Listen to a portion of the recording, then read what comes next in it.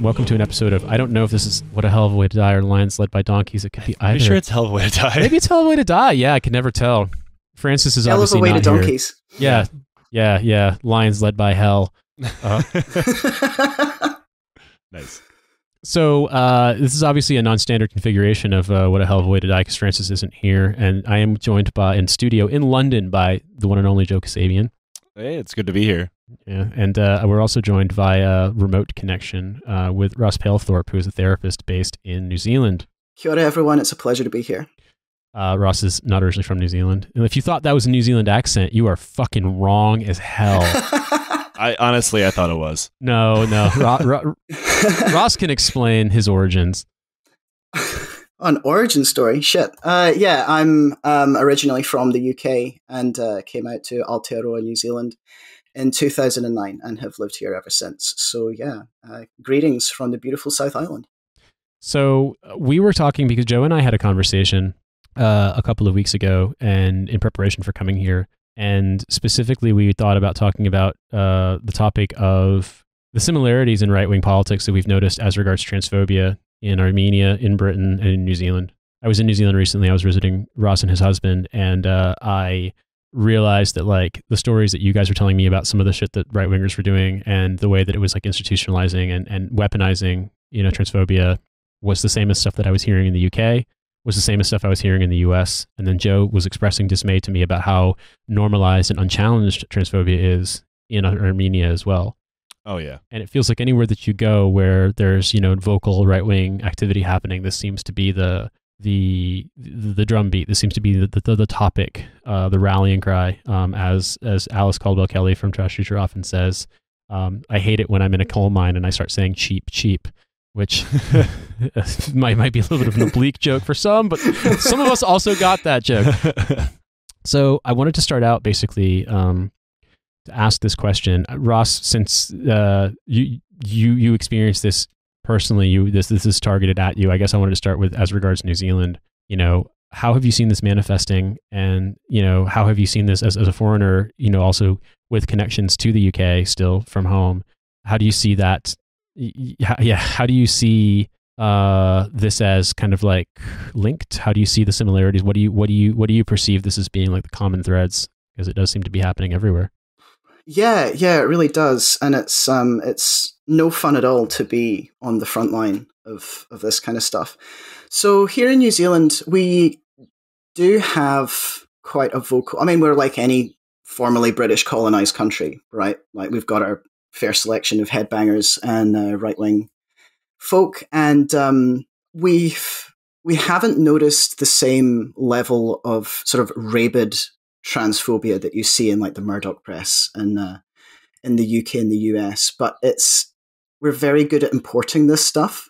So just yesterday, the either leader or the former leader of the New Conservatives, which are like the old Conservatives but with extra racism, posting one of those awful right-wing American comics about groomers and using that kind of rhetoric. So we're really starting to see that push. There's some super conservative groups over here who are trying to appropriate libs of TikTok style rhetoric. So, the queers in your schools. Yeah. So it's really unsettling watching what's happened in the US and the UK and other countries with this sudden realization that trans people exist, and wouldn't it be nice if we could just exist in peace like everyone else, and going, instead of that, how about violence? And you can, like I say, you can see it coming. You can see that rhetoric starting to ramp up. You can see some politicians in the mainstream starting to dip their toe in that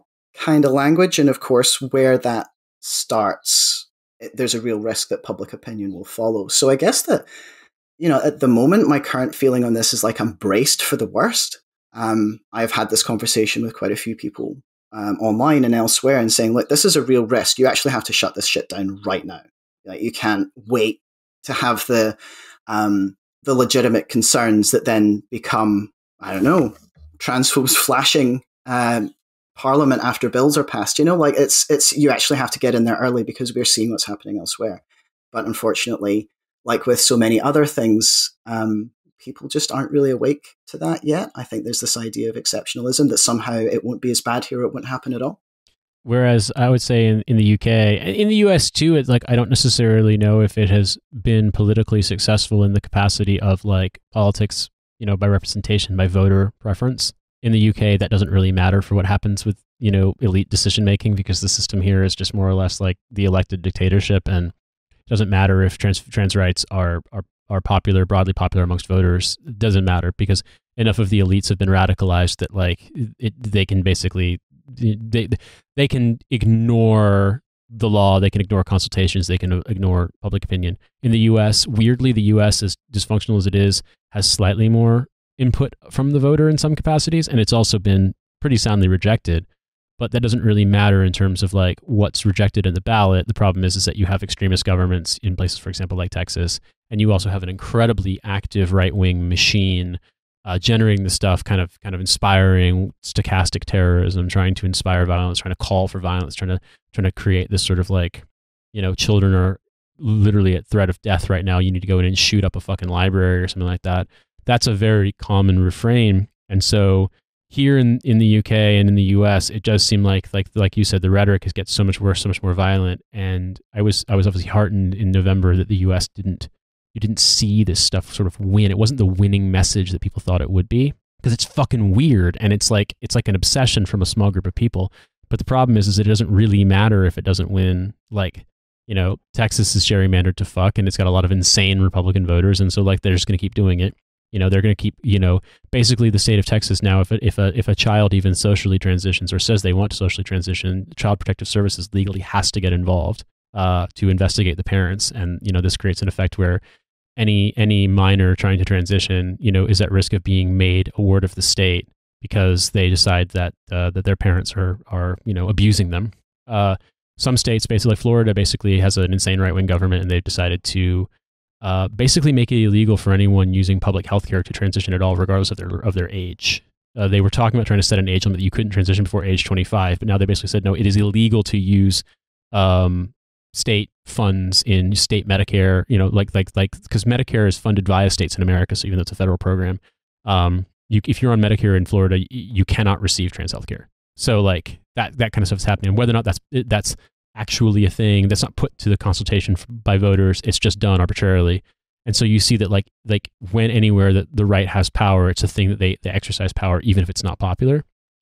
So I find it bizarre, because you can even look at some of this stuff in America, and I presume if we ever have a fucking election again in the UK, same thing. It'll be like, no, this isn't popular. It's not actually popular, but it doesn't really matter to the people who are either headbanger kind of activists or the people in power who have been radicalized by it. And that brings me to the discussion I want to talk to Joe, because one of the things that's really interesting and scary to me is you see the same kind of rhetoric at basically every echelon of the state in the former Soviet Union. Specifically in Russia, you have, Putin giving speeches basically like, we have to attack the depravity of the West. They have 32 genders there and stuff like that. He seems to be really on a kick about gender identity. And I believe that it's a comparable thing in Armenia too. Yeah, and I mean, Armenia is much, much different from the UK and New Zealand, that's for sure. I mean, it's a deeply conservative country, and most people would blame the Armenian church for that, and they wouldn't entirely be wrong. But the Soviet Union was also deeply conservative. Being gay was effectively illegal without having a law on the books making it illegal, same with being trans. So you have a country that's never really been administered by itself. It's been a series of one conservative government after another, from the Ottoman Empire to the Russian Empire, the Soviet Union, up until the 90s. And there are no gay rights in Armenia. There's no trans rights. You cannot get married. You cannot, like, if you transition, you cannot legally change your gender. You can't legally change your name to a feminine name, and vice versa. Absolutely nothing. But I think it's kind of hard to pin down exactly, because you have, I mean, even before this creep of like culture war politics, which is absolutely infiltrating Armenia really, really badly, because it's coming from the West and Russia, which might be one of the few places that actually is the case. it's also deeply homophobic before then. Several years ago, there was one gay bar in Yerevan, at the capital, and someone firebombed it. That person was very easily caught because it's a small town. Everybody knows who did it. And he was a part of the Armenian Revolutionary Federation, otherwise known as the Dashnaks, which back in the day was actually a revolutionary leftist group, but now they're just like a deeply reactionary fascist movement that keep like the same aesthetics that they did in like the late 1800s. You have a similar thing in the UK. It's not quite as violent, but a significant number of people at the upper echelons of power from like in the sort of like Boris Johnson, Dominic Cummings arc, and in a bunch of reactionary magazines are all people who were members of an organization in the early 80s called the Revolutionary Communist Party. And they were actually left-wing.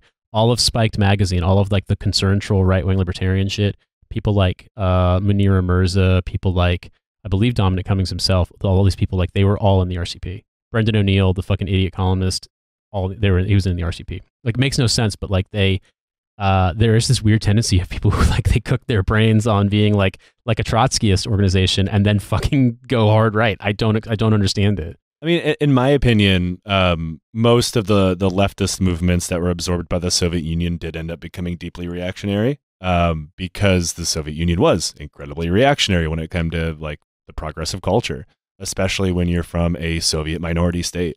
Not only were like you're going to be deeply culturally conservative because Russian culture is very deeply conservative, like you're going to have that forced upon you if you weren't already. And the guy who firebombed the gay bar was caught, and a member of parliament bailed him out of jail. I think he may have spent a very short amount of time in prison. You would have spent more time in prison for, I don't know, getting caught with weed in Armenia. And no, up until the modern day, like these aren't issues that people will openly talk about. It's considered like shameful. And up until very recently, I literally never heard anybody talk about it. I have several gay friends in Armenia, and it's a very cautious existence. Like they kind of have rolling security checks to go to like pop-up gay clubs and stuff. Like they do not use like online dating because like they'll be set up and ambushed. You cannot go to the police. The police will like pretty much just blame you for like aggravating someone for the crime of existing.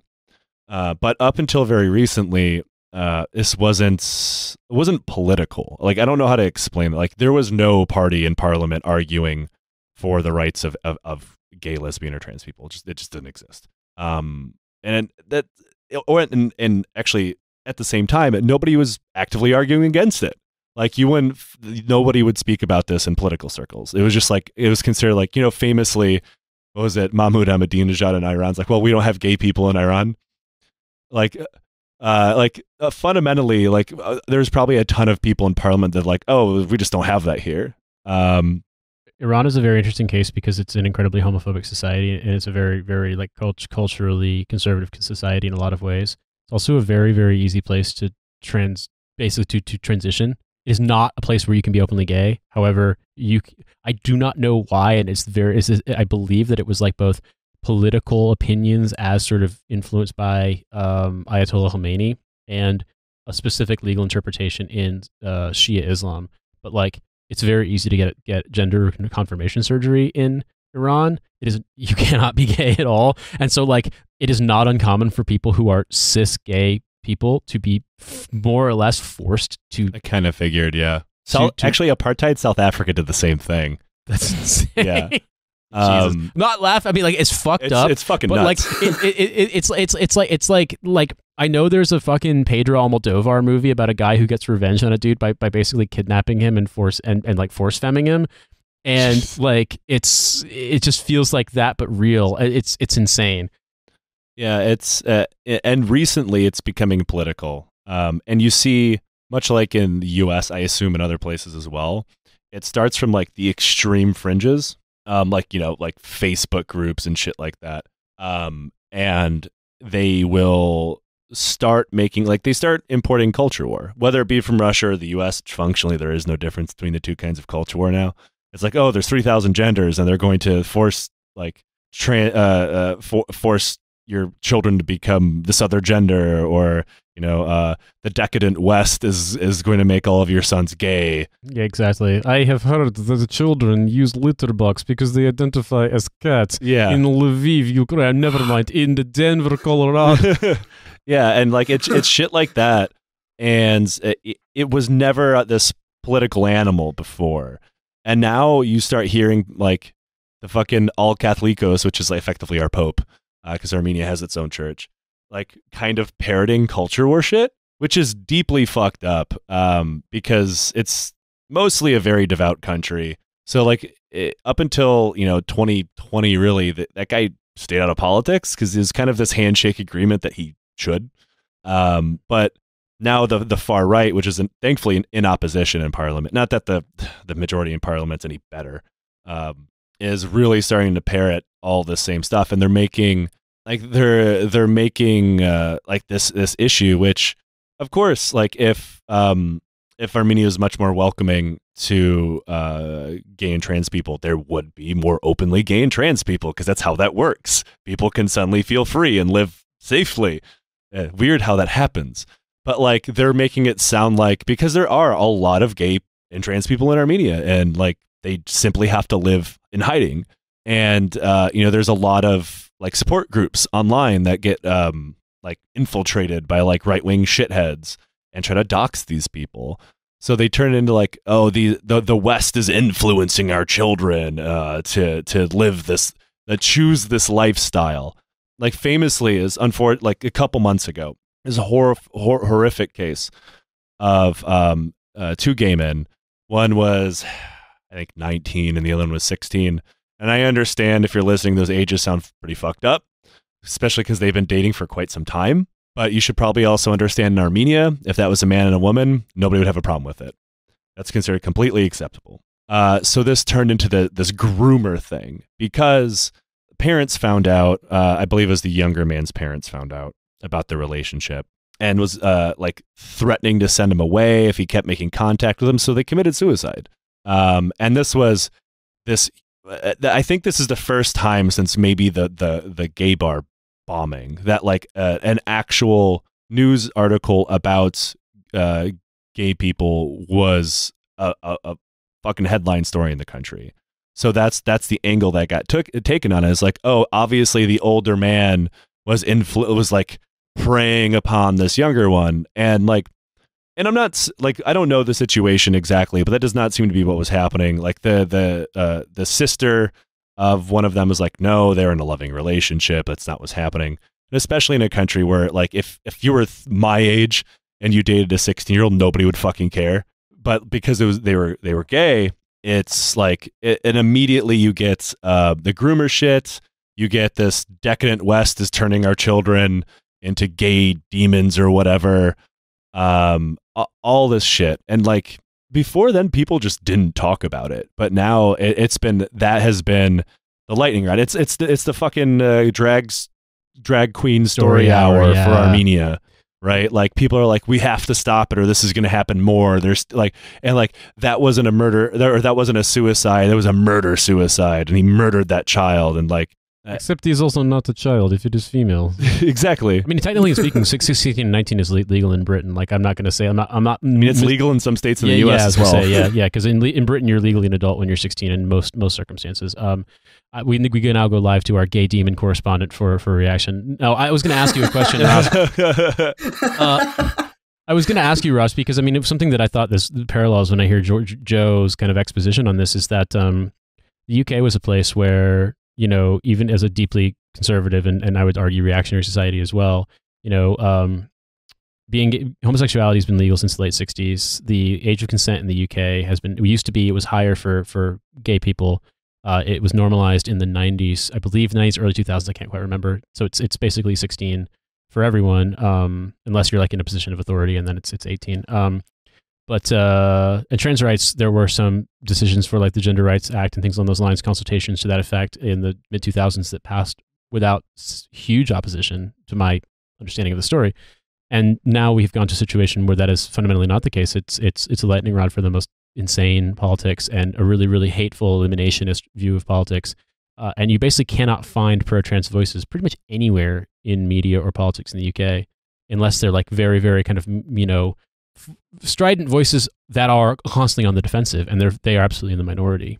Even though, like we said before, it isn't really popular. And Ross, you're born and raised in Scotland, then moved to New Zealand. Like you left, if you remember correctly, you left the UK in the late 2000s. But having seen it in both countries, like having seen this progression of thing going from, perhaps like not really talked about, but also not necessarily politically controversial in the grand scheme of things, to becoming a huge controversy. And if that characterization is incorrect, please correct me. I just want to know what your thoughts are on that. Yeah, no, it's a bit of a just to sort of agree with what you were saying there earlier about like that omerta almost. So I was born in the early 80s in the UK, and my time at school perfectly lined up with the Section 28 ban on promoting homosexuality in schools. And of course, by promotion, we mean saying anything about it other than it's bad and you'll die of AIDS, which was sort of, that was what queer people did when I was growing up. You were a drag queen and then you died, and that was kind of your option. So like, I just had no idea of what healthy relationships could look like. I had no opportunity to meet with people like me. I had, this is back in the days pre-internet, as I'm sure we all remember. It was like the isolation was total. And of course, you had the idea that it was always like that. It was really interesting to me as an adult to look back on the sort of what it was like pre-Section 28 to find out that there was actually queer affirming material. There was stuff talked about in schools and in the media, and it hadn't always been this way. And I think there's a really interesting sort of study there on how quickly that can get shut down and how totally that can get shut down. So when I was getting bricks thrown at me as a queer teenager in Scotland and stuff, like there was no protection for me. There was no teacher that could say, I'm really sorry this is happening to you because you're a gay. Here, let me offer you some kind of support. There was just nothing. And with the increased visibility, like that's great. I've worked in schools for a long time, and now you see these these groups being formed, and there's some kind of support. Although I have heard we don't have any gay people here. We don't have any issue with homophobia here. And it's like the fact that you're saying that says that, yes, there is, and we do have a large problem. So it's great seeing that increased visibility, but along with that increased visibility comes a lot of people's deep-seated insecurity, because we represent something that is a real existential threat. If you've lived your whole life and you've constructed your entire culture around the idea that you either fit in basket A or basket B, the idea that someone comes along and says, hey, you can climb out of that basket at any time, and also those baskets aren't particularly healthy places to live in, is really, really challenging to a lot of people. So instead of questioning why that is, or doing even like a moment's self-reflection, it's far easier to blame it on the people who are saying that the system that we have is inadequate. And, every day that I do something like this, I have to make a really informed choice as to, do I want to be visible? Do I want to have my name out there? What are going to be the repercussions for me? And it's a difficult choice to make. Like, I would dearly love to just be able to live my life and do my work and not have to talk about the fact that there are people out there who want me and people like me dead. But that's not the world that we live in, unfortunately. I think it's really interesting when you talk about Section 28, because our American listeners probably won't be that familiar with it, but this was a thing that it's very interesting to look at. In British media is a closed shop, and it's very, very reactionary, in my opinion. I don't think a lot of people would argue with that on this podcast, but even in general, it's pretty reactionary. When you go back and you look at some of the really kind of scurrilous stuff being published in the 80s, the kind of like insults, the kind of like loony left characterizations of politicians, anyone to the left of Thatcher's conservatives, it was like under Labour, under Michael Foot, they'll just be telling kids it's okay to be gay. This would have been in like 82, 83 kind of thing. Because the idea that gay rights were, that homosexuality was anything besides like, oh, we can't send you to prison for it anymore, but you shouldn't speak of it ever, and you should be ashamed of it. The idea that you could be anything other than that was absolutely, anathema in that very like right-wing conservative kind of culture war of the 80s, from my opinion. And so the reason I bring that up, not to rephrase what Ross had said previously, but the fact that you can swap out the word gay for trans and that stuff, and it's verbatim what's being said now in politics in right wing attack things. And my experience has been, so I'll tell you this. So I mean, I remember living in New Mexico when I lived in New Mexico for a few years as a small kid, in fourth grade, which that's like year 5 if you're in the British system. You turn 10 that year. I had a friend come out to me as gay, and I mean, it wasn't like he was dating anyone. It wasn't like he was like engaging in any kind of like sexual activity with anyone, but like emotionally, he understood he was gay, and like that at the time, like you couldn't really say that. You couldn't tell, like it was a big thing to trust someone with. You know what I mean? Because like there was no such thing. No states at that point had any anti-discrimination things for gay rights. Certainly New Mexico did, and most certainly many states in America still don't. In school, there was no such thing as a gay-straight alliance. There was no such thing as in elementary, like certainly not in elementary school, not in middle school, not in high school. The idea that such a thing could exist, it was just such kind of a revelation. Like a friend of mine is a teacher. We went to high school together, and she said that like she not only has she participated in one as a bisexual woman in the schools she's taught in DODS schools, in Department of Defense schools, which once again can't believe it. In a good way, I can't believe it, but it didn't exist when I was a kid. But also that there's one in our old high school now, which like if you realized how homophobic our old high school was, from being from fucking Michigan, like, and I imagine Glasgow's the same, like so that like the progress has been made, but like at the cost of having to kind of like claw out of space. And it's like, I don't think that's any different anywhere in the world, but I will say specifically that trans people now being the kind of like target, I also realized too, thinking back on like, knowing friends who were gay, but the fact that you didn't talk about it, that being gay was portrayed as like you said, either a punchline or like a sob story because someone's going to die of AIDS. I didn't really know what trans people were. Like, this is going to sound kind of crass. I mean, that's honestly, that's what I was going to say about Armenia is like, they're still very much locked into hating gay people. Like, if you try to explain a trans person to most people, they're like, oh, you mean like a drag queen or something? Like, they like, honestly, a lot of people simply have no fucking idea what you're talking about. I genuinely, I saw this one time online, and so I know that I'm paraphrasing from someone, but as a kid growing up, I guess I just sort of parsed this, understood this, the world as it was communicated, that like, oh yeah, some people are so gay they just wear other people's clothes. Like some dudes are so gay they just wear dresses for some reason. That's like extra gay. I had no idea of what it actually like that was, and that's in a way it's like, but I realize now that when my parents were in school, that's probably how they thought about being gay. They're like, almost no certainly. one talked about it, and the targeting is the same, and it's like, you can believe, even you don't want to succumb to the kind of like wig view of history that's like, it's okay, shit'll eventually get better, because there's no guarantee that it will. But what definitely not. But what you can say is that like these are battles that have been fought before, and I think the thing that's so frustrating is seeing that there is a certain purchase amongst in like right-wing people and like conservative people, really evangelical Christian people in America, for example, and it's the verbatim same shit that they were saying 20 years ago about gay people, and to see the fact that like the defense against it, like the sort of like shutting it down, like it doesn't seem as though institutions are much better at it. They're all being caught flat-footed by this stuff, and it winds up being very distressing, because it's like you can believe like, okay, well, people are going to fight back, stuff will get better, but that doesn't mean that like the violence and hatred and the attacks and stuff that happen, those are still going to take place. And that's the thing that really kind of freaks me out about it, is that I do think that like politically this stuff will be rejected. I genuinely do, just because of what I've seen. But like that's no comfort to people who are being targeted. You know what I mean? And so, Ross, I've talked a lot. I wanted to let you jump in. You seem like you wanted to say something. Yeah, sure. No, it's just what you were saying, Joe, about the gay bar being firebombed. Like, we had a youth centre here in New Zealand get firebombed earlier this year. Rainbow Youth and Tauranga got burned to the ground. And the two men who are like late 20s, early 30s, one of them got home detention and one of them got 9 months in prison. For a hate crime. It was judged not to be a hate crime. How the fuck is that not a hate crime? Who knows? Apparently not a hate crime. But this is, we're considered to be this wonderful socialist utopia.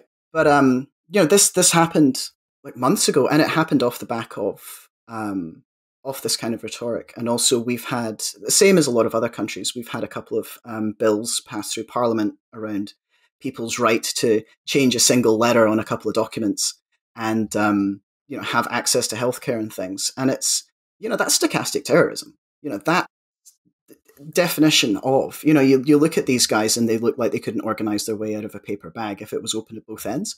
But they have got the idea that rainbow youth and gender dynamics, that this build, and it is a real sort of youth center type thing. Like they got the idea that this was a center for grooming or whatever, and got it into their heads that it needed to burn to the ground. That's what we're dealing with here.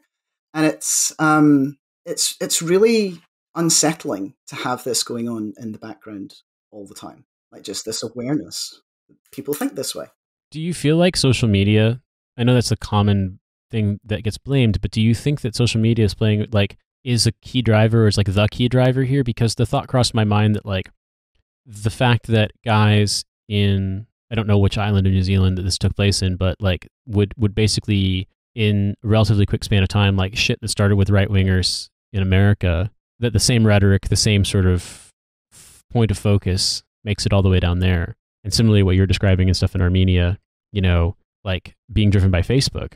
The thought crossed my mind, as you're describing this, that like, it's not as if this stuff needed social media to get spread around. I can remember seeing kids I used to babysit whose parents were super evangelical, having like Concerned Mothers for America pamphlets, which was just like full on, just nonstop homophobia. It was just sort of like let's organize Christians so they can protest in favor of homophobia.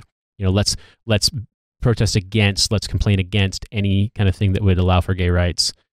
Specifically with like this is, the argument they used, this would have been in like 97, 98, was like, they're trying to pervert our children. They're trying to, corrupt our children. I remember a kid in my high school, in my middle school actually, got outed by his cousin, and he would have been about 13, and a bunch of parents basically organized a petition to get him expelled. They wanted the principal to expel him because they said that he was he was going to molest their kids, and like he's 13. Like, and that was in 1998. So like that rhetoric was going around. It's not as if it needed social media, you know what I mean? But it does seem like there's a certain degree of like the branding, the terminology, the call to action, the examples of these things like being shared affirmatively by these groups. Like social media does seem to amplify and speed that up. And it also kind of homogenizes it in a way where it sounds like what you're describing. I don't speak Armenian, but it sounds similar to stuff that I've seen. It's very similar, and I can't and like the dynamic in Armenia is very weird because a lot of these opposition groups are very like opposition. These very, very far right people who put out most of this content are also very, very pro Russia, and in Armenia that generally means they're being paid by Russia. So they kind of push a state sanctioned version of this when honestly they don't really necessarily need to, like, because there's also an incredibly far right diaspora element to the Armenian community, many of whom live in LA, and they have already tried to dox me and send death threats to me, so I really don't care. But they are the libs of TikTok guys in the US. And they also heavily fund a lot of these same opposition groups. Higher right chick, the woman who runs Libs of TikTok, is a Hasidic Jew who lives in Brooklyn. Yeah, it's not like being paid by Putin kind of thing. It's like this is just an insane American. Yeah, it's like a good friend of mine did a lot of extremism reporting and found that like a lot of these groups are absolutely funded by Russia, but that's nothing new in Armenia, of course. But like at the same time, we were like, they don't even need to do that because like the groups that are funded by like a lot of you, and like what's truly poisonous to me is in the U.S. these groups that do a lot of this funding for diasporans or from diasporans for organizations in Armenia. When you look at them in the United States, they actually look quite progressive because they hide it. Do you know what this sounds like, though? I got to be honest with you. I'm thinking about diaspora politics. That sounds like some of the shit that goes on in places like New Zealand with organizations in the UK. Like, when you think about some of the ways in which British organizations like LGB Alliance kinds of things, like explicitly anti-trans stuff, like tries to influence things, like it's the same sort of thing. It's like there is enough of a concerted effort, there is enough fundraising, there are enough headbangers in the UK that they try to get involved and influence stuff in New Zealand, in Australia. It's weirdly, they're not really influencing stuff in the US aside from like elite influencer amongst like right-wingers, conservatives, etc. But like they are taking money from evangelicals in America for some of these organizational things in the UK and elsewhere. But like I think specifically with Commonwealth countries, like the UK is obviously the big sort of centerpiece. It's the metropole. Like you hear these similar stories about organizations trying to like do the same thing. Yeah, and they do a very good job, because like I had no idea these organizations did this like 2 years ago. And they, you know, always make sure, like when you go to speaking events for them in the US, there'll be openly gay people who are there. There'll be men and women speaking. You certainly won't find a trans person. I think I'm in the US. But like, and they seem to be this very front-facing, progressive for America organization. But that money goes to some of those vicious, virulent right-wing people in Armenia, specifically to the party that the member of parliament bailed the firebomber out of prison. Like shit like that. And it's just very funny to me, because you have was effectively Americans and Russians funding the same culture war. Yeah. And it makes no fucking sense to me. I was thinking about that. Ross, I was going to ask you about this with New Zealand. Like, I remember there being similar things where organizations in the UK or people as supporters of organizations in the UK had tried to push for things in New Zealand, and like along similar lines, that it's just sort of like there's a joke that's been shared. It's like a heat map on Twitter mapped to the globe.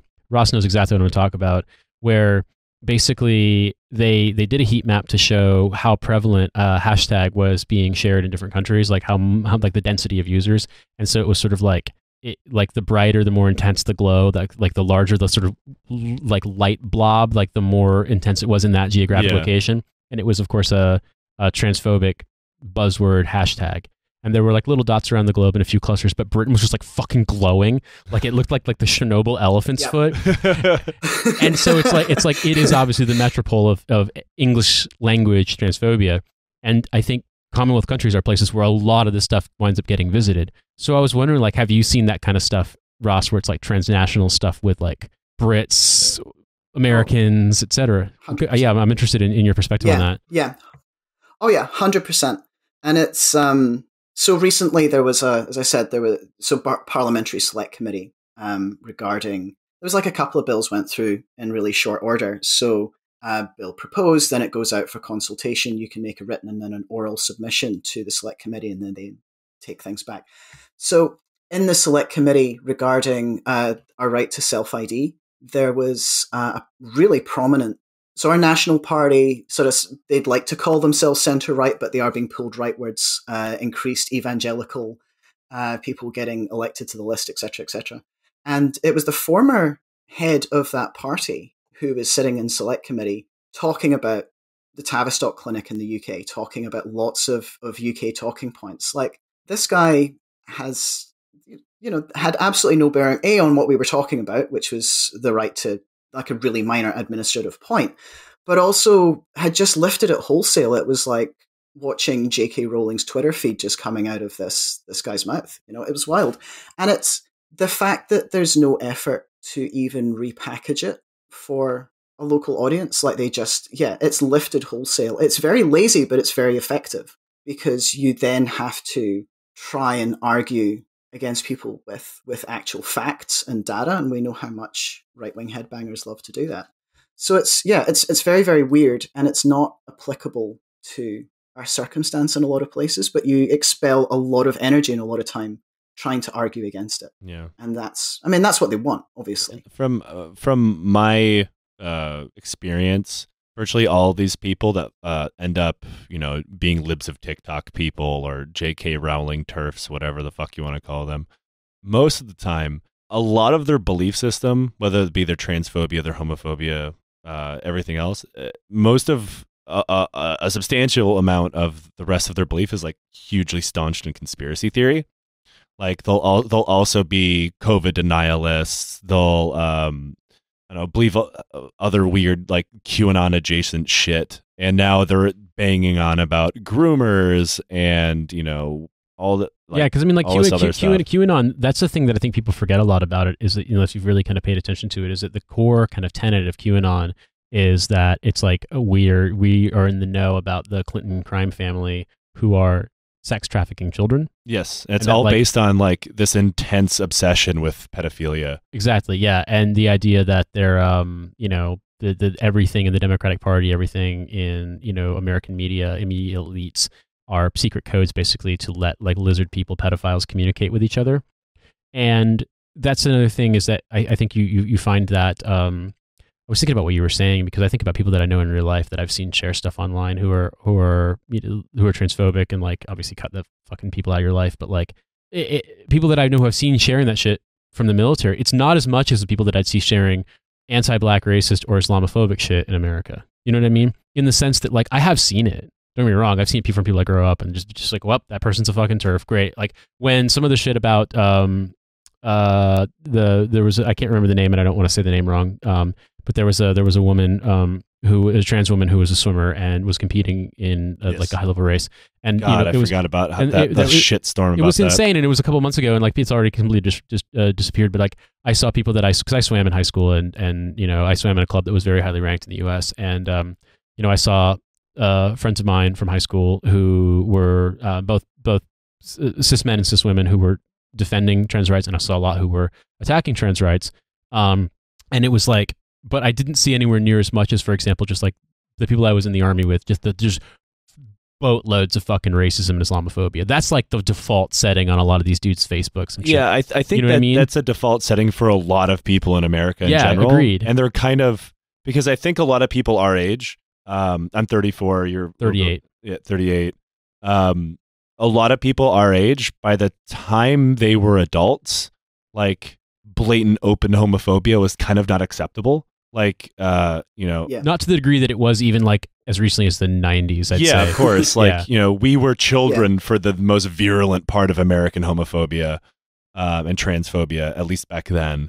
And by the time, we became adults, it was kind of just settled. I mean, of course, there's still fucking homophobes everywhere. Yeah, of course. A lot of them in government, but like, you don't see it in comparison like the early 2000s. No, and like when that was the big wedge issue in the election in America. Yeah. And now the issue people are glomming onto is trans rights, and it's the same the same people who are glomming onto that absolutely would have been the most insane fuckers you ever talked to in the early 2000s. Yeah. This is just the new thing for them. I like your take though, I agree with you about the conspiracy theory element to this, that like the people that I do know who have really kind of shared a lot of this fucked up shit are also like QAnon adjacent. And I think that the conspiracism driving this stuff, I want to ask you, Ross, for your experience of this, because certainly I know you and your husband were telling me a lot about the degree to which, because New Zealand, for example, was pretty successful in combating COVID until, relatively recently, once everyone was vaccinated, like there's a lot more COVID denialism in New Zealand than people might understand.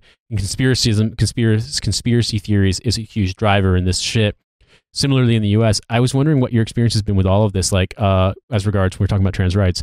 Like it seems like a worldview that's fixated on the idea that someone is like masterminding all this stuff with an agenda seems to be they're all coming for your children. They're all coming for your children. Like, it seems to be so central to sure. it. Yeah. Oh, for sure. Yeah, absolutely. And I think you're right.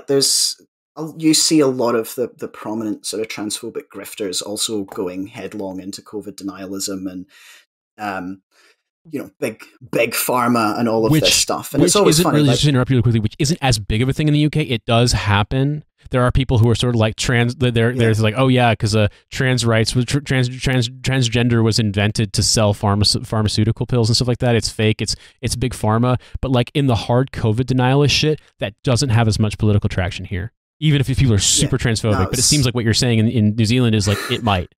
Yeah, and it's really interesting, the overlap, and it's this idea that there is some kind of big conspiracy to change the gender of children. Yeah. Like, have these people actually met a child? Like, you can't persuade a kid to put their shoes on. Like the idea that you can persuade them to be a different gender. To be fair, they probably don't even talk to their own children, so. Yeah, either they don't, or they leave. They're not allowed to. Yeah. But it's. Oh man, where to begin? It's this bizarre thing with like the conspiracy theories around. They will see pedophiles and sexual harm towards young people everywhere except where it actually exists. Mm-hmm. They will chase after any long-winded, convoluted. Like fan fiction that they will make up about, we had a massive protest outside Parliament during one of our lockdowns in February this year. Like, it went on. They occupied the grounds of Parliament. They were there for weeks. They were terrorizing people. It got violent. There were, they were setting up a gallows outside of the Beehive, and there was all of this stuff around. There was the suggestion of other tunnels under Parliament, and that's where they traffic the children, etc. That's where they're getting their adrenochrome. Exactly, like this picked up and just transported. Are they just like? Here. I imagine them like forgetting to rename shit, and there's someone madly fucking scrambling up their like fouling pieces in fucking the North Island to try to find where Comet Pizza in Auckland is. Yeah, like, and that's the thing is like nowadays the mainstream QAnon movement is pretty much dead, but like they're not gone. They just filtered off into COVID nihilism, and now this groomer shit, like the and a virulent like manic energy that they've put into it. And the reason why I kind of said that's all connected to conspiracy theory, because like to believe this kind of shit, that there's just like this cabal of fucking trans people attempting to steal your children or whatever, like that's not like, I mean, racism and homophobia and transphobia isn't based in reality. Like it's fundamentally like all hate is based on some kind of conspiracy. Like like the great common trope in America is like, black people are inherently more violent because look at all the crime. Or also think about how many people you know from growing up who are convinced that like black people get paid to go to college and don't pay tuition. Like how common that was. Or like and most conspiracy theories that definitely popped up after 2008. Like anti-Semitism entirely based in conspiracy. Like and like most homophobia is also based because even back in the ye old days of homophobia before it was legal to get married in the US, most of it was all based on like, oh, like it's unnatural. They're going to turn your kids. Yeah, it's not possible to be gay naturally, so you have to be converted in the way, and like these people are recruiting. Yeah, and now you're seeing the same thing now. And honestly, I think I'm old enough to remember how people talked about gay people back then. And now obviously I'm much more older and I can truly conceptualize what they're saying about trans people in the United States, especially in places like Florida and Texas, which are, in my opinion, the worst two places in the country for trans people. And like the rhetoric in the bills that they are passing are inherently eliminationist, right? Like there's discriminatory legislation, which is obviously not good. And then there is like you cannot exist legislation. Yeah. And that is what we're trying to make it illegal for you to exist, or we're trying to make it legal for people to kill you. Yeah. I mean, it's and like the Lemkin Center for Genocide Prevention literally just published an article the other day talking about how this is like quite legitimately genocidal language. And I think I said before I believe it was I was on Behind the Bastards when I said that. That like, in my professional opinion as a genocide researcher, this is exactly what we're looking at. And, all acts of genocide, all acts of racial, religious, and sexual identity-based discrimination is all based in conspiracy. So like these people don't only ever believe in one of these things. It's like nobody just like picks one conspiracy, like I'm good here. This is the one that I want. It's a pile of them all the time. Yeah. And gender identity and gender politics are such a great way to indoctrinate people into this stuff. As I said earlier, like we have a culture that is built on this idea that there are two very distinct classes of people. You can be male or you can be female, and those options are immutable and inherent. And the idea that people are moving outside of that, like, really strikes at the heart of how we have built up an entire culture. I think this is one of the things that people find so challenging about this. And some of the work that I do in advocacy is, because I get this a lot. I get, you're indoctrinating our kids. Oh, the kids have got too many genders these days, etc., etc. And it's people who have never had to critically think about their own relationship to that aspect of their identity. You ask most people, what is it that makes you a man or makes you a woman? They're highly unlikely to point to their genitals and go, yeah, it's my dick and balls that make me a man. It's lots of things that define how you see this aspect of yourself. And the fact that we now have an increasing number of people going, look at how unhealthy this is for everyone. Like every single person has been affected by gender roles. Every single person's got a negative experience. Every single man out there, I'm sure, has had an experience of being told that he's a fag, or, like had some kind of slur because he's picked up the wrong book in the library, or picked up a book in a library, let's be honest, or has looked at another guy the wrong way.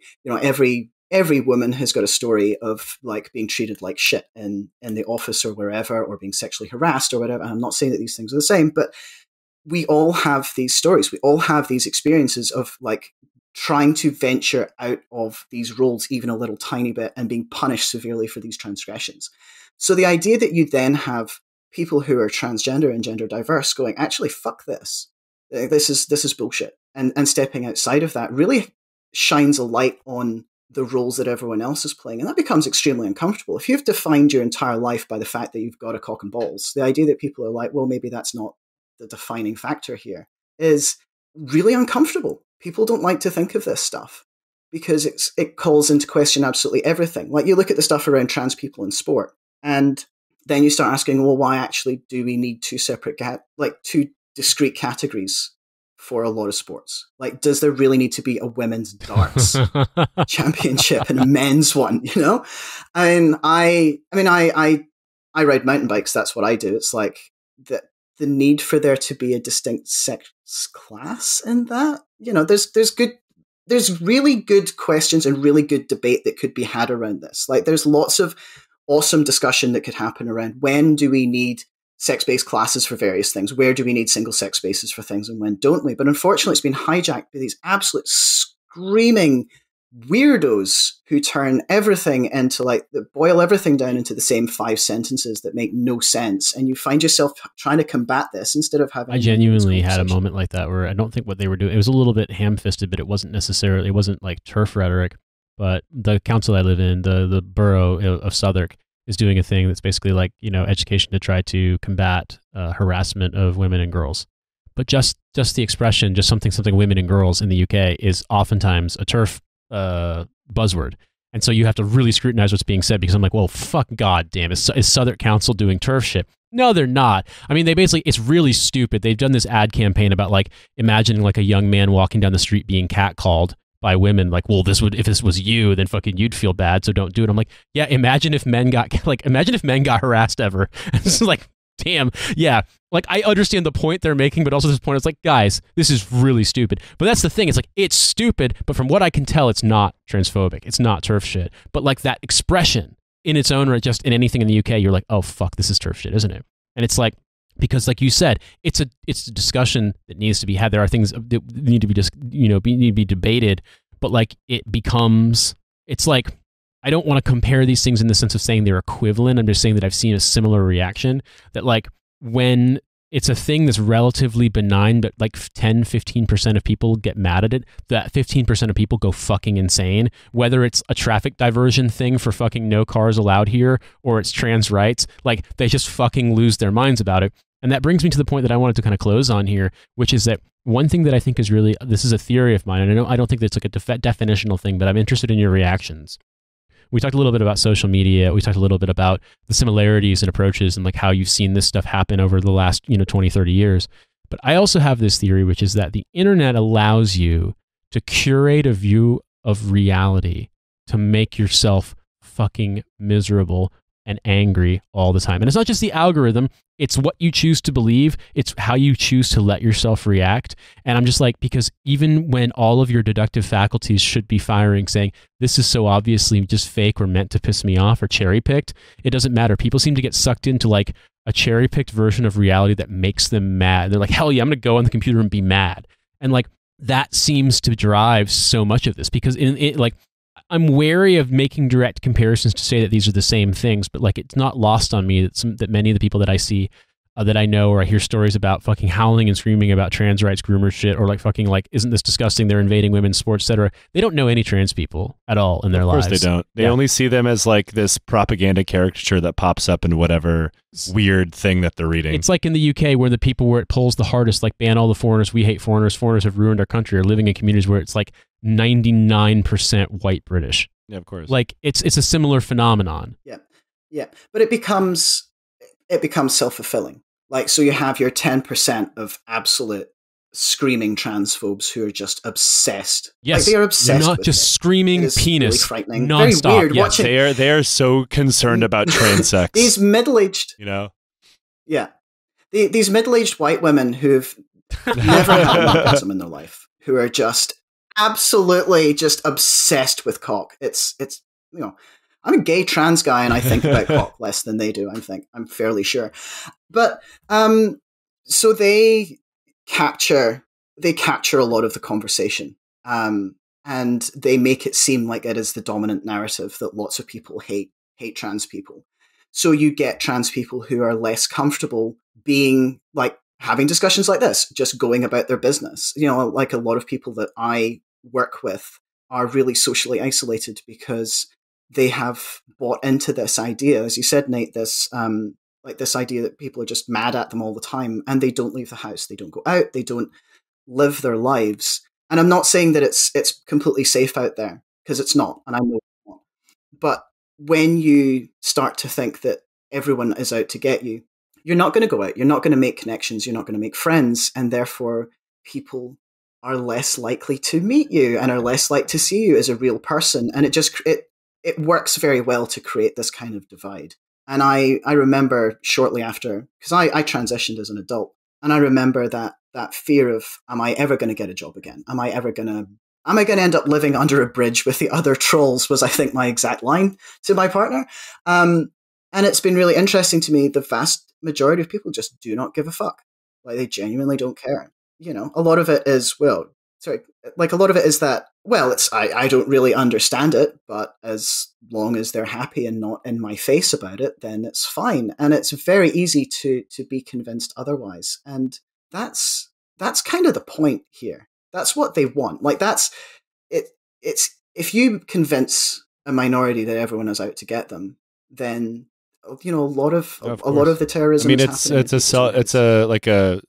a feedback loop. They really want, they sow terror. Yeah. It's terror propaganda, so people don't think that they can exist safely in the world, which is exactly how they want them to think. And of course, unfortunately, like just like you said, it, especially in the context of Armenia, like, they are 100% right. It is not safe to exist openly. Though I should, before we end here, I should plug, there's a very nice organization I am not affiliated with whatsoever, called Pink Armenia, that does a lot of good work with gay and trans people in Armenia. And if someone wants to check them out, throw them $1 or something. Like, it goes a long way there. They're literally the only organization in the country that's doing anything that I'm aware of. And they do a lot of good work.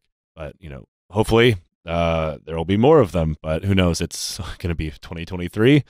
And, in the context of the country that I live in, 2023 in Armenia is like 1970 when it comes to this stuff in the United States, So we have a long way to go. Well, Ross, I wanted to thank you especially for making time for this and to have an opportunity to talk about stuff. I realize that it's not a fun topic, but like, I appreciate your sense of humor and ability to find laughs and also to like make a great point here. And I wanted to offer, if you wanted to plug anything that you've got, publicly for people to find you. Yeah, I'm at Ross these days on Twitter. What day is it? Is Twitter still going? And I'm a therapist, and also I'm available to talk about this stuff elsewhere. So if you want a professional trans guy to come on, hit me up. Thank you. And obviously you can listen to more What a Hell of a Way to Die shows on our Patreon. We have, for everything we've ever put out as bonus content is available for $5 a month on Patreon. I will link to that in the show notes. Also, please check out, if you haven't already, and I can't believe you haven't if you're listening to the show, Lions Led by Donkeys, the show I sometimes am co-hosting on with Joe, but Joe's incredible history podcast that has been going for fucking 15 years. It's going to be 15 years. It's going to be like 5 years. 5 years in April, which is fucking insane. Yeah. It's been a long time. I've been working with you since I think like July or August of 2018, and I'm like, wow, that's going to be 5 years soon. So insane. But it's the most long-term relationship in my life right now. Yeah, it's weird for me because Joe and I just met for the first time yesterday, and we've been podcasting together for almost 5 years. First time we ever actually hung out in person. I still haven't met Francis in person, but I'm hoping to meet him in January. So we'll see if we can make that happen. Yeah. But Ross, thank you so much for making time for this on an early morning in New Zealand, and thank you everyone listening. And we will talk to you next week.